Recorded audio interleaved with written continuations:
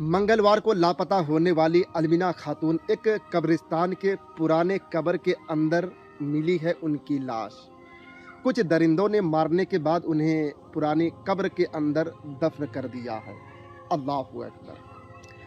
Uttar Dinajpur waste Bengal Rampur गांव की रहने वाली अलमीना खातून एक छोटे मोटे दुकान से अपने परिवार को वो चलाती थी। उसका शौहर दूसरी शादी कर ली और उसी के साथ ज़िंदगी गुजार रहा है।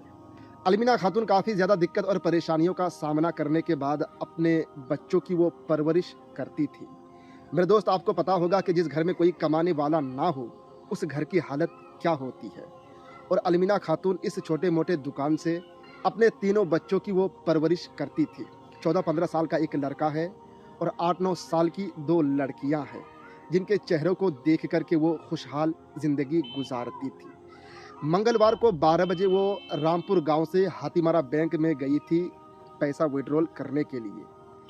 वहां से वो लापता हो गई। घर वाले काफ़ी ज़्यादा परेशान हो गए।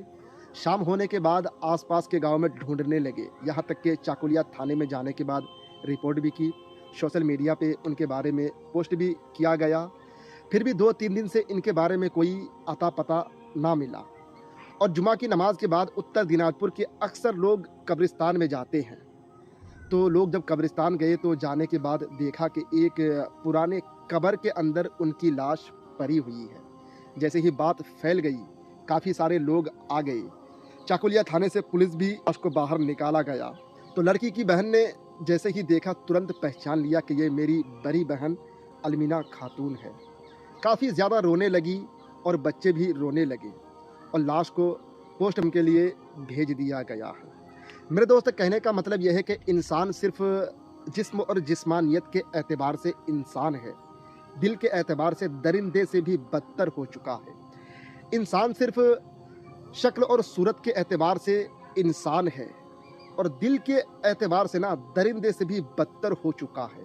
ज़रा सोचिए, अलमीना खातून एक छोटे मोटे दुकान से अपने बच्चों की परवरिश कर रही थी। जिस घर में कमाने वाला कोई मर्द ना हो उस घर की हालत क्या होती है ये तो सभी जानते हैं। अब उन बच्चों का क्या होगा जिनके सरों से माँ का साया भी उठ गया। अल्लाह हू अकबर।